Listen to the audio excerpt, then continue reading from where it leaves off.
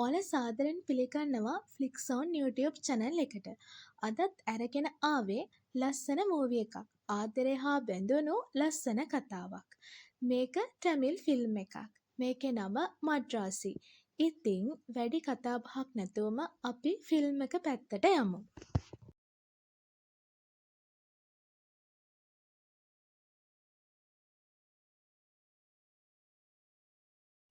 ආරම්භයේ මුලින්ම අපට පෙන්වන්නේ NIA කියන සංවිධානයට නිලධාරීන් තුන්දෙනෙක් සම්බන්ධ කරගන්න අවස්ථාවක්.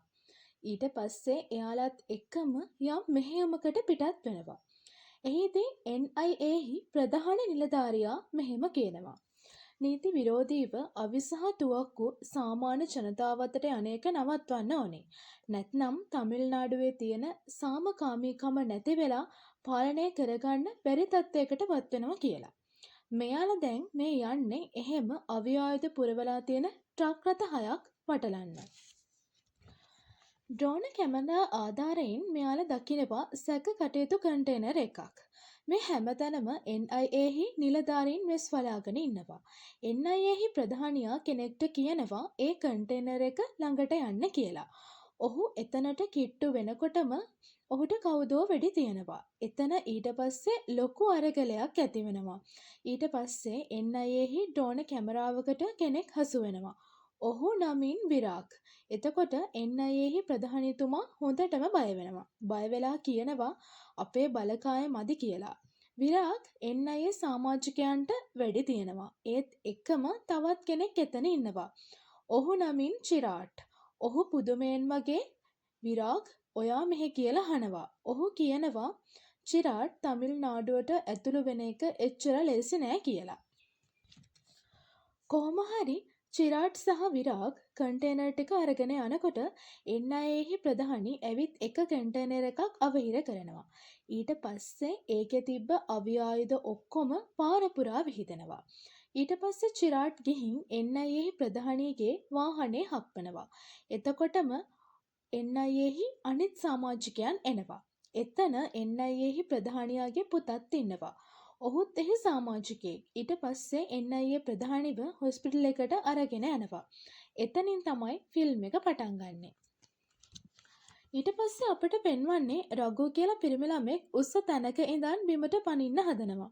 කට්ටිය බිම ඉඳන් ඒක වීඩියෝ කරනවා. රඝු කියනවා මට මාලතී කියලා ගැහැණු ළමෙක් හිටියා. එයා මාව දාලා ගියා.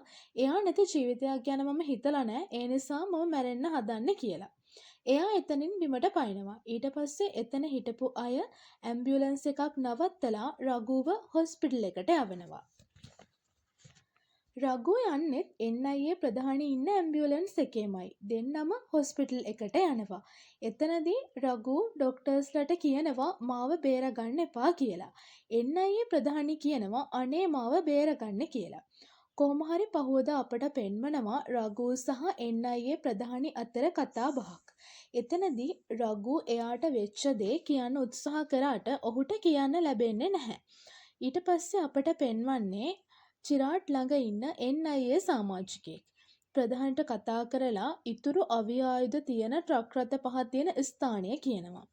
ඔහු කියනවා තව දවස් 2-3ක් ඇතුළත මේ අවි බෙදලා දායි කියලා. ඊට පස්සේ NIA ප්‍රධානී කියනවා ඕක කෑස් කර්මාන්ත ශාලාවක් නිසා වටලන්න නම් උසාවි නියෝගයක් ගන්න වෙනවා. ඒකට තව සතියක්වත් ඇයි කියලා. ඊට පස්සේ පෙන්වන්නේ NIA ප්‍රධානී හා ඔහුගේ පුතා අතර කතා බහක්. පුතා කියනවා තාත්තේ ත්‍රස්තවාදී ප්‍රශ්නවලදීවත් ඔයා ඔච්චර කලබල වෙලා හිටියේ නැහැ. ඒත් ඇයි මේ කියලා.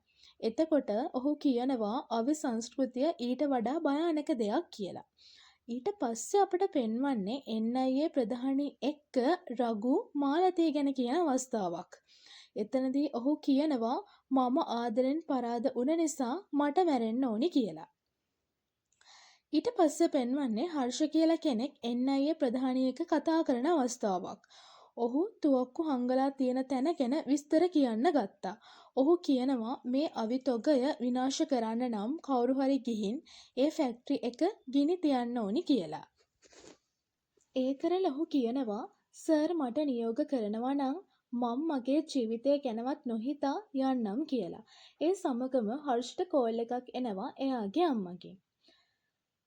NIA ප්‍රධානිගේ නම තමයි ප්‍රේම්. ප්‍රේම්ට කෝල් එකක් එනවා ඉහළ නිලධාරියෙක්ගෙන්. ඔහු ප්‍රේම්ට කියනවා ඔයාගේ වගකීමක් නැති මෙහෙයුම නිසා ගොඩක් ජීවිත විනාශ වුණා. හැබැයි ඉස්සරහට තව එක ජීවිතයක් හරි නැති වුණොත් ඔයා වග කියන්න ඕනි කියලා. ප්‍රේම් කල්පනා කර කර ජනේලේ ළඟට යනවා. එතකොට දකිනවා රඝු වයර් එකක් ඇඟේ පටලගෙන එල්ලිලා මැරෙන්න හදනවා. කොහොම හරි එතනිනුත් රඝුව මැරෙන්න නොදී බේර ගන්නවා. පහුවදා රඝුගේ ටිකට් කපනවා. ඊට පස්සේ රඝු එනවා ප්‍රේම්ට කතා කරන්න. ප්‍රේම් අහනවා කීයටද මැරෙන්නේ කියලා. රඝු කියනවා අද හවස කියලා. ඊට පස්සේ අහනවා අනිවාර්යයෙන්ම මැරෙනවද කියලා. රඝු ඔව් කියනවා. ප්‍රේම් කියනවා දවස් දෙකක් ඔයා මැරෙන එක පරක්කු කරන්න බැයිද කියලා. ඊට පස්සේ රඝු අහනවා ඇයි කියලා. ප්‍රේම් කියනවා අපේ මෙහෙයමක් තියෙනවා ඔයා තමා ඒකට යවන්නේ ඔයාට එතනදි මැරෙන්න පුළුවන් කියලා. රඝු එක පයින්ම කැමති වෙනවා. ඊට පස්සේ ප්‍රේම්ගේ පුතා ප්‍රේම්ට කියනවා ඔයා මොනවද තාත්තේ මේ කරන්නේ? සිවිල් වැසියෙක්ව කොහොමද යවන්නේ මේ වැඩේට කියලා. ප්‍රේම් කියනවා මට තවත් මගේ සමාජිකයන්ගේ ජීවිත අහිමි කරගන්න බෑ ඒකයි මම මේ තීරණය ගත්තේ කියලා. ඊට පස්සේ රඝුගේ විස්තර හොයන්න ගන්නවා. හොස්පිටල් එකෙන් චිට් එකක් දෙනවා ඒ නිලධාරියාට මේක රඝු ළඟ තිබුණේ කියලා. එතන නම්බර් එකක් තියෙනවා. ඒකට කතා කරලා අහනවා රඝුව දන්නවද කියලා. එතකොට ඒ කෙනා කියනවා දවස් 10ක ඉඳලා ආවේ නැහැ. ටැබ්ලට්ස් ටික අරන් යන්න. එතකොට ඒ නිලධාරියා අහනවා එයාට මොකක්ද තියෙන අසනීපේ කියලා. ඊට පස්සේ අනිත් කෙනා කියනවා අවුරුදු 16ක් තිස්සේ බෙහෙත් ගන්නවා මොලේ තියෙන අසාමාන්‍යතාවයකට කියලා. ඊට පස්සේ මාස 6කට පෙර අතීතය පෙන්වනවා. කානිවල් එකක් වගේ තියෙන අවස්ථාවක් පෙන්වනවා. එතනදී හොරකමක් වෙනවා. මිනිස්සු වගේක් වයසක මිනිස්සෙක්ගේ මල්ලක් අරන් ඒකේ තියෙන සල්ලි ඔක්කොම විහික් කරනවා. කට්ටිය සල්ලි අහුලා ගන්නවා. මේක දකිනවා රඝු. රඝු ඇවිත් මගේ තාත්තගේ ගත්ත සල්ලි දීපන් කියලා හැමෝටම ගහනවා. එතනදී තමයි මාලතීවත් හම්බ වෙන්නේ. ඊට පස්සේ අපට පෙන්වන්නේ මාලතී සම්බන්ධ සිදුවීමක්. මාලතී ඩෙන්ටිස් කෙනෙක් වෙන්න ඉගෙන ගන්න කෙනෙක්. රඝු ඇවිත් ඉන්නවා හොස්පිටල් එකට. එයාලගේ ප්‍රධාන ડોක්ටර් කියනවා මාලතීට රඝුට ට්‍රීට්මන්ට්ස් කරන්න කියලා. ඊට පස්සේ අපට පෙන්වන්නේ මාලතී කෑම ගන්නවා. එතකොට ඇය දකිනවා රඝු රස්නේ වැඩි කිරි එකක් බොන්න හදනවා. ඊට පස්සේ ඇය දුවගෙන ගිහින් රඝුට කියනවා දතක් ගලවලා නේද තියෙන්නේ. ගොඩක් සීතල දේවල් වලිනුයි ගොඩක් රස්නේ දේවලුයි කන්න එපා කියලා. ඊට පස්සේ රඝුට ඇය ගැන කැමැත්තක් ඇති වෙනවා. එයාලා හම්බ වෙලා ආදරය කරන්න ගන්නවා. එක දවසක් මාලතීව හම්බ වෙන්න රඝු එනවා. ඊට පස්සේ කෝල් එකක් ගන්නවා මාලතීට. මාලතී කියනවා ප්‍රධාන මාර්ගයේ බස් එකක් පෙරලිලා රෝගීන් ගොඩක් එනවලු. මට එන්න බෑ දැන්. පුළුවන් නම් වතුර බෝතලයක් ගෙනත් දෙන්න කියලා. ඊට පස්සේ රඝු වතුර බෝතලය අරන් හොස්පිටල් එකට යනවා. එතකොට රඝුගේ ડોක්ටර් කතා කරනවා. ඔහුට රඝුව විස්තරය කියනවා. එතකොට ડોක්ටර් කලබල වෙලා කියනවා ඔයා යන්න එපා කියලා. එතකොටම තුවාලවල මිනිස්සු අරගෙන එයාලගේ පවුල්වල අය කෑ ගහගෙන හොස්පිටල් එකට එනවා. එතන තුවාල වෙලා ඉන්න මිනිස්සු රඝුට පේන්නේ එයාගේම පවුලේ අය හැටියට. ඒ හැමෝම බෙහෙත් කරන්න රඝුවම ඔසවාගෙන ගිහින් ඇඳන් උඩින් තියනවා. මේ හැම දෙයක්ම මාලතී බලාගෙන හිටියේ. ඇයට මේ අසාමාන්‍යතාවය තේරුණා. ඊට පස්සේ ඇය ගියා එදා කානිවල් එකේදී රඝු තාත්තා කියපු කෙනා ළඟට. ගිහින් ඔහුගෙන් අහනවා රඝු කවුද කියලා. ඔහු කිව්වා අනේ මටත් පුදුමයි දුව මට ඉන්නේ දුවක්. එයා මගේ කවුරුත් නෙවෙයි කියලා. ඇය ඊට පස්සේ යනවා රඝුගේ ડોක්ටර් ළඟට. ගිහින් රඝුගේ අසනීපය ගැන අහනවා. ડોක්ටර් කියනවා එයාට පොඩි කාලේ අනතුරකින් එයාගේ පවුලේ අය එයා ඉස්සරහ පිටදීම මැරුණා. ඒ කම්පනය නිසා තමයි එයාට මෙහෙම වුනේ. කලබලයක් ඇති වෙන ඕනෑම තැනකදී එයාට ඒ මිනිස්සු පේන්නේ එයාගේ පවුලේ අය වගේ. ඒක මොලේ සම්බන්ධ රෝගයක් කියලා. ඊට පස්සේ අපට පෙන්වන්නේ රඝු වැඩ කරන තැන හදිස්සියේ භූකම්පනයක් ඇවිත් හැමෝම එළියට යන අවස්ථාවක්. එතනදී හැමෝම එයාලගේ පවුල්වල අයට කතා කරනවා. රඝුට ගොඩක් දුක හිතෙනවා. රඝු බොරුවට කෝල් එකක් අරන් අම්මට කතා කරනවා. එක පාරම අනිත් අය කතා කරන එක නවත්වනවා. රඝු දිගටම කතා කරනවා. එතකොට එතන ඉන්න කෙනෙක් කියනවා තරංග බිඳ වැටිලා අපේ කෝල්ස් කට් වුණා. ඇයි ඔයා බොරු කරන්නේ කියලා. රඝුව සමච්චලයට ලක් කරනවා. එතකොටම එතනට මාලතී එනවා. ඇවිත් කියනවා මම කෝල් ගන්න try කරා ඒත් බැරි වුණා කියලා.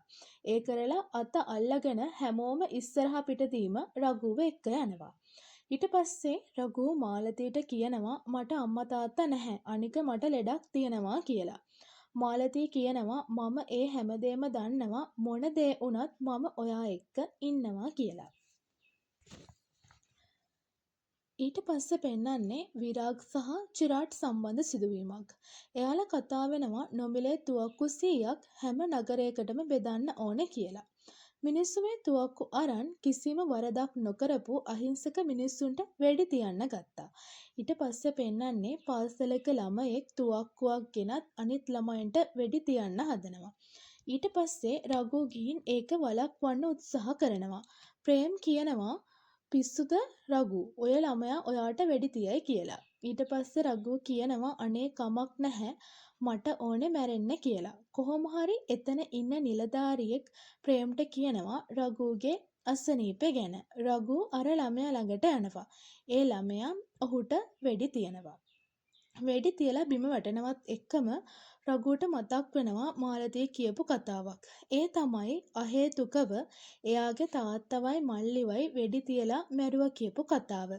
ඒ වගේම එතනදී මාලතී කියනවා ඔයා වගේ හැමෝම ඔයාගේ පවුලේ අය කියලා හිතලා දුවගෙන ගිහින් එයාලවත් හොස්පිටල් එකට අරන් යන විදිහේ වුණා නම් කවදාවත් මගේ අයත් මැරෙන්නේ නැහැ කියලා.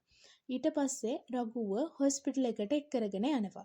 ඊට පස්සේ පෙන්වන්නේ මාලතීගේ නංගි ඇයට වීඩියෝ එකක් පෙන්වනවා ගෑනු ළමයෙක්ට ඇසිඩ් ගහන එකක්. එතනදී ඇය පෙන්වනවා රඝු වගේ කෙනෙක් ඉන්නවා කියලා. මාලතී කියනවා එයා ඔතන හිටියනම් ඒ කෙල්ලව බේරගන්නවා කියලා. පහුවදා මේක ගැන මාලතී රඝු එක්ක කතා කරනවා. රඝු කියනවා ෆෝන් එකෙන් දැක්ක ඔයාට ඔහොම දැනෙනවා නම් ඒක ළඟ ඉඳන් බලාගෙන හිටපු මට මොනව හිතෙන්නේ නැතිද කියලා. මාලතීට මාර විදියට අවුල්වනවා. ඇය යනවා රඝුගේ ડોක්ටර් හම්බ වෙන්න. ડોක්ටර්ට මේ වීඩියෝ එක පෙන්නලා කියනවා ඇයි මෙයා මේ සද්ද නැතුව ඉන්නේ කියලා. ඊට පස්සේ ડોක්ටර් කියනවා ඔයා නිසා එයා දැන් සාමාන්‍ය තත්ත්වයට පත් වෙලා ඉන්නේ කියලා.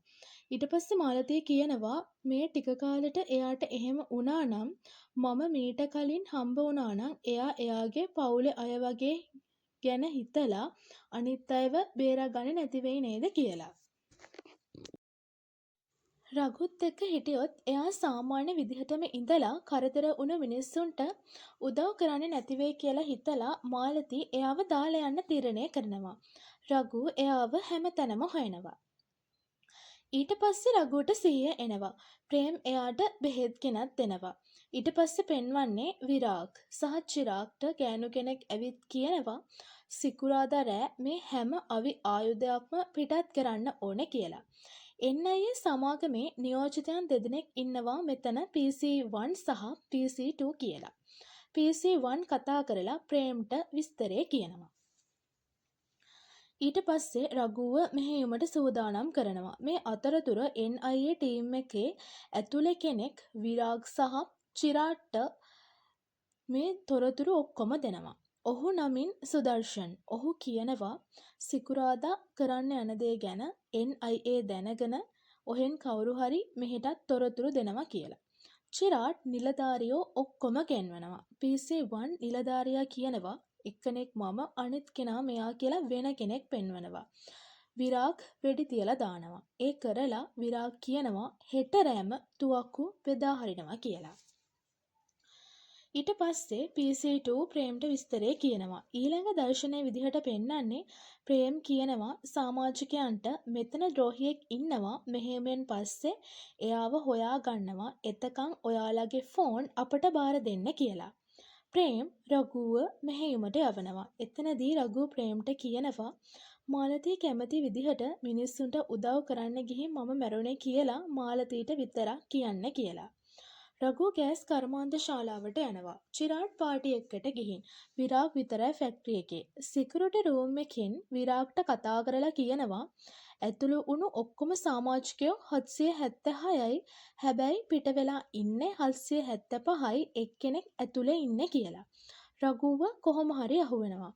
මේ අතරතුරදී මාලතී එනවා රඝුව බලන්න.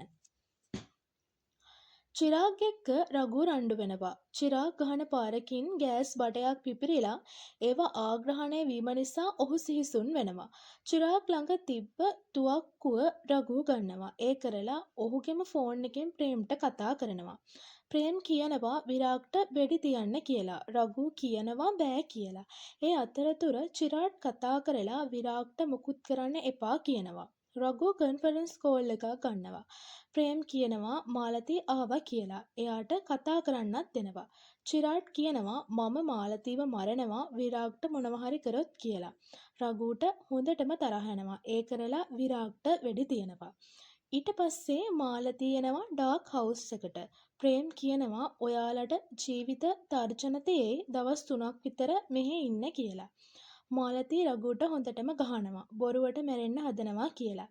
ඊට පස්සේ මාලතී රඝුට එයාගේ බෙහෙතුත් ගෙනත් දුන්නා. ඊට පස්සේ පෙන්වන්නේ විරාග් හොස්පිටල් එකේ ඉන්න අවස්ථාවක්. විරාග්ව හොස්පිටල් එකට ගෙනාවේ රඝුමයි. ඔහු වේදනාවෙන් කෑ ගහනවා ඇහිලා ඔහු කම්පණය වීම නිසා ඔහුම විසින් විරාග්ව හොස්පිටල් එකට අරන් ඇවිත්. මේ අතරතුර ප්‍රේම් කියනවා ඔහුගේ පුතාට අපේ කෙනෙක් එයාලට තොරතුරු දෙනවා කියලා. ඔහු නමින් සංදීප්. සංදීප් කියනවා මම ඒ කෙනාව හොයාගන්නම් කියලා. ඊට පස්සේ අපට පෙන්වන්නේ සුදර්ශන්. ඔහු තමා NIA රහස් පිටතට දෙන්නේ. ඊට පස්සේ පෙන්වන්නේ ප්‍රධාන පොලිස් නිලධාරී ප්‍රේම් හා සංදීප්ට කියනවා රඝු හා මාලතීව NIA ඔෆිස් එකට යවන්න කියලා. ඊට පස්සේ පෙන්වන්නේ NIA ඔෆිස් එකට රඝු හා මාලතී යනවා. රඝු විරාග්ව මාලතීට පෙන්වනවා. මේ අතරතුර සංදීප් එයාලගේ කණ්ඩායමේ ඉන්න ඔත්තුකාරයව හොයනවා. ඊට පස්සේ NIA ඔෆිස් එකට දෙන්නම යනවා. මාලතී කියනවා බෙහෙත් ටික ඔක්කොම එහෙ දාලා ඇවිත් කියලා. රඝු කියනවා මම ගිහින් අරන් එන්නම් කියලා. මාලතී කියනවා ඔයා දැනගෙන හරි නොදැන හරි NIA කණ්ඩායමට ලොකු උදව්වක් කරලා තියෙන්නේ කියලා. NIA ඔෆිස් එකේ රඝු හා මාලතී ඉන්නවා කියලා චිරාට්ට පණිවිඩයක් එනවා. ඒ වගේම එහෙනුත් ප්‍රේම්ට පණිවිඩයක් එනවා චිරාට් NIA ඔෆිස් එකට ප්‍රහාරයක් එල්ල කරන්න බලාගෙන එනවා කියලා. සංදීප් ඔත්තුකාරයා හොයන්න ඔන්න මෙන්න තියද්දී ප්‍රේම් ඔහුව කැඳවනවා. NIA ප්‍රහාරයට සූදානම් වෙනවා. චිරාට් කට්ටිය එක්ක NIA ඔෆිස් එකට එනවා. මේ අතරතුර රඝු එයාගේ බෙහෙත් ටික ගන්න එනවා ඩාර්ක් හවුස් එකට. ඊළඟ දර්ශනය චිරාට් ඇතුළු කණ්ඩායම NIA වෙත එනවා. හැම තැනම බෝම්බ දානවා. මාලතී හොඳටම බය වෙනවා. ඩාර්ක් හවුස් එකේදී රඝුට කෙනෙක් කියනවා NIA ඔෆිස් එකේ කට්ටියම ගියා NIA ඔෆිස් එකේ ලොකු කලබලයක් කියලා. රඝු හොඳටම බය වෙනවා. රඝු විරාග්ගේ ෆෝන් එක ගන්නවා. මාලතී චිරාට්ට අහු වෙනවා. වෙඩි තියන්න හදද්දි කෝල් එකක් එනවා. රඝු කතා කරලා කියනවා විරාග් මැරුණේ නැහැ මෙහෙ ඉන්නවා කියලා. හැබැයි මාලතීට මොනවා හරි කරොත් විරාග්ව මරනවා කියලා. චිරාට්ගේ කට්ටිය මාලතීව අරන් යනවා. NIA සමාජිකයෝ ටික මෙතනට එනවා. සංදීප් චිරාට්ට කියනවා මාලතීව අතහරින්න කියලා. එක පාරටම චිරාට් සංදීප්ගේ බෙල්ලට පිහියකින් අනනවා. ඇනලා සංදීප්ට හොඳටම වෙඩි තියනවා. ඒ කරලා මාලතීව අරගෙන යනවා. මෙතනට ප්‍රේම් එනවා. ඔහු දකිනවා තමන්ගේ පුතා ක්‍රූර විදිහට මරලා දාලා තියෙනවා. ඒත් එක්කම රඝුත් එතනට එනවා. ඔහු දකිනවා මාලතීව රැගෙන යනවා. ඔහු උඩ ඉඳන් මාලතී යන වාහනයට පනිනවා. ඒත් ඔවුන් කොහොම හරි රඝුව ඉවතට විසි කරනවා. ඊට පස්සේ පෙන්වන්නේ සංදීප්ගේ අවමංගල උත්සවය. ඊළඟ දර්ශනය වෙන්නේ සුදර්ශන් විරාග් ළඟ ඉන්න අවස්ථාවක්. ඩොක්ටර්ස්ලා කියනවා දැන් නම් විරාග්ට සුවයි කියලා. ඊළඟ දර්ශනය වෙන්නේ රඝු ඇවිත් ප්‍රේම්ට කියනවා විරාග් නිසානේ මේ හැම ප්‍රශ්නයක්ම. අපි එයාව දීලා මාලතීව අරගෙන ඊට පස්සේ ඔක්කොම විනාශ කරමු කියලා. ප්‍රේම් කියනවා අපිට ඔයාට වගේ හැංගීම්බර වෙලා තීරණ අරගන්න බැහැ කියලා. ඊට පස්සේ පෙන්වන්නේ NIA සමාජිකයන් සහ රඝු අතර කතා බහක්. රඝු කියනවා අපේ රහස් පිටට දෙන්නේ කවුද කියලා මම දන්නවා කියලා. NIA කට්ටිය අහනවා ඒ කවුද කියලා. රඝු කියනවා හර්ෂ කියලා. හර්ෂ කියනවා මම නෙවෙයි කියලා. හැමෝම එතනින් යන්න යනවා. රඝු ආයෙත් එයාලගේ මුහුණු ටික මතක් කර ගන්නවා. එතකොට ඔහුට තහවුරු වෙනවා සුදර්ශන්ගේ කලබලකාරී හැසිරීම එක්ක එයා තමා කියලා. සින්ඩිකේට් සංවිධානයේ ඉන්න ගැහැණු කෙනෙක් විරාට් හම්බ වෙලා කියනවා අවි ආයුධ හෙටම බෙදා හරින්න කියලා. මේක මාලතී අහගෙන ඉන්නේ. PC2 මේ ගැන ප්‍රේම්ට කියද්දි මාලතී බය වෙනවා. PC2 කියනවා මම පොලිසියේ ඔයා බය වෙන්න එපා කියලා. එතකොට එතනට වෙන මනුස්සයෙක් එනවා. PC2 කියන ඒවා ඔහුට ඇහෙනවා. ඊට පස්සේ PC2 ඔහුවත් මරලා හංගනවා. ඊට පස්සේ පෙන්වන්නේ සුදර්ශන් මාර්ගයෙන් රඝු චිරාට් ඉන්න තැනට එනවා. PC2 සුදර්ශන්ටත් වෙඩි තියනවා. රඝු කොහොම හරි චිරාට්ව මරලා දානවා. ඊට පස්සේ NIA කණ්ඩායමේ අය සංදීප් මැරුව විදිහටම චිරාට්වත් මරලා දානවා. මේ අතරතුරේ ප්‍රේම්ට ඇමතුමක් එනවා විරාග් අතුරුදහන් වෙලා කියලා. විරාග් NIA සමාජිකයන්ට පහර දීලා එතනින් යනවා. ඊට පස්සේ මේ මෙහෙයුමට ප්‍රේම් වෙනුවට අලුත් නිලධාරියෙක් පත් කරනවා. රඝුවත් අත්අඩංගුවට ගන්නවා. ඊට පස්සේ පෙන්වන්නේ විරාග් චිරාට්ව හොයන අවස්ථාවක්. කට්ටිය වෙච්ච දේ කියනවා. මාලතිත් එතන ඉන්නවා. විරාග් දැනගන්නවා PC2 ගැන. ඔහුවත් මරලා දානවා. ඊට පස්සේ පෙන්වන්නේ චිරාග් සින්ඩිකේට් සංවිධානය සමග කතා කරනවා. ඔහු කියනවා අවි ආයුධ වරායේ හංගලා තියෙන්නේ කියලා. එතන ඉන්න කෙනෙක් මැරෙක්ට කතා කරලා කියනවා රඝුව මරන්න කියලා. හිරේ ඇතුලේ රඝු ඉන්නවා. ඔහුට පවුලේ අයයි මාලතීවයි මතක් වෙනවා.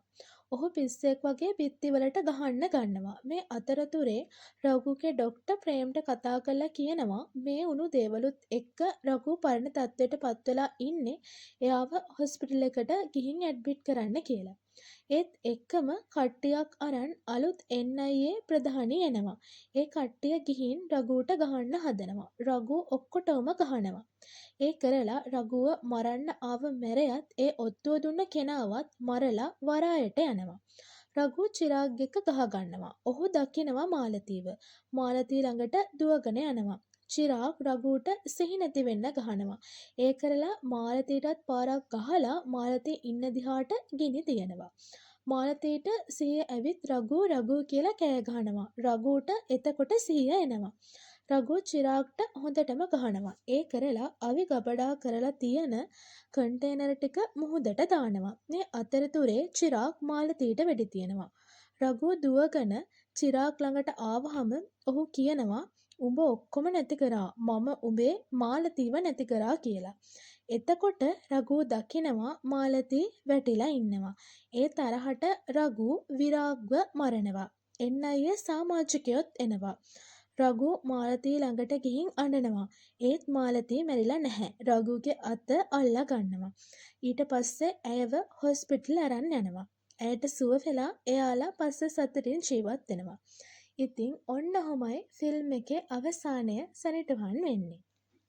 ඉතින් මේ ෆිල්ම් එකේ මුල ඉඳන් අග වෙනකම්ම ඔයාලා අහගෙන හිටියානම් ඔයාලටත් හිතෙන්නේ නැති සමස්ත රාමුවෙන් පිට නිර්මාණය වෙච්ච වෙනස්ම විදිහේ මූවි එකක් කියලා.